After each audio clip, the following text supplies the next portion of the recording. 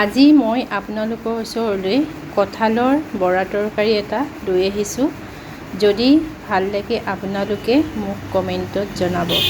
এয়া কঁঠালৰ গুটি আছিলে, মই এয়া ভালকৈ মিক্সিত মাৰি ল'লোঁ আৰু এতিয়া মই তাতে অকণমান বেচন দিম আৰু জিৰা গুড়ি, ধনিয়া গুড়ি আৰু গৰম মছলা অকণমান দি মই ভালকৈ পেষ্টটো বনাই মই এটা এটাকৈ এতিয়া বৰ বনাই কেৰাহীত ফ্ৰাই কৰিম। এতিয়া মই কঁঠালখিনি গুটিৰ পেষ্টটো মই বনাবৰ কাৰণে মই বেচন আপোনাৰ 3 চামুচমান দিলোঁ। এতিয়া মই এয়া গৰম মছলা এচামুচ, সৰু চামুচ যিহেতু, জিৰা এচামুচ সৰু চামুচেৰে দিছোঁ, ধনিয়া আধা চামুচ, জলকীয়া গুড়ি এচামুচ, হালধি গুড়ি আধা চামুচ, নিমখ মই আন্দাজমতে দিছোঁ। এতিয়া মই অলপ পানী দি পেলাই পেষ্টটো মই বনাই ল'ম। এতিয়া মই এই 1 কাপ লৈছোঁ, গিলাচটো সৈতে সৰু গিলাচ যিহেতু, মই এতিয়া অলপকৈ পানী দি পেষ্টটো মই বনাই ল'ম।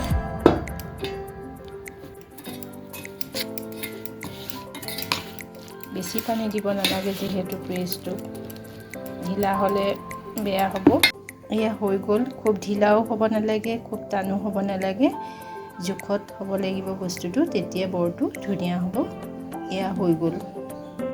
এয়া মই কেৰাহীটো গেছত বহাই ল'লোঁ। এতিয়া পানী আছে যিহেতু পানীটো মই শুকাব দিছোঁ।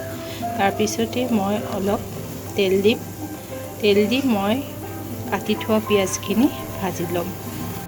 এয়া মই কাটি থৈছোঁ পিঁয়াজ, এয়া জলকীয়া, এয়া মই 3 চামুচমান মই তেল দিলোঁ আৰু এতিয়া মই কাটি থোৱা পিঁয়াজখিনি, জলকীয়া আৰু নহৰুখিনি মই ইয়াত দি দিম।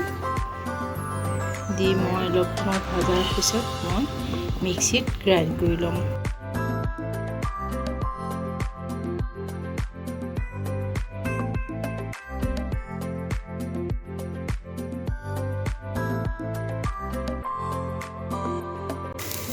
এয়া ভাজি হৈ গ'ল। খুব বেছি মই 5 মিনিট ভাজিছোঁ আৰু ভাজা হোৱাৰ পিছত মই এতিয়া ঠাণ্ডা হ'লে মই মিক্সিত গ্ৰাইণ্ড কৰি ল'ম।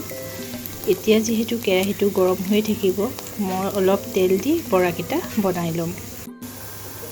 এয়া তেলটো গৰম হোৱাৰ পিছত মই এটা এটাকৈ বৰাকেইটা দি আছোঁ। এতিয়া মই লৰাই দিম। এয়া কঁঠাল গুটি বৰা মই বনাই আছোঁ। দেখাত কেনেকুৱা লাগিছে আপোনালোকে মোক কমেণ্টত জনাবচোন। এয়া মই ফ্ৰাই কৰি থোৱা পিঁয়াজখিনি মই মিক্সিত গ্ৰাইণ্ড কৰি লোৱাৰ পিছত এতিয়া মই কেৰাহীটো ঢালি দিছোঁ। ইয়াতে মই এতিয়া হালধি গুড়া আধা চামুচ দি দিম। এয়া মই হালধি গুড়া আধা চামুচ দিছোঁ। এতিয়া মই অকণমান পানী দি দিম, 4-5 চামুচমান জোখাৰে।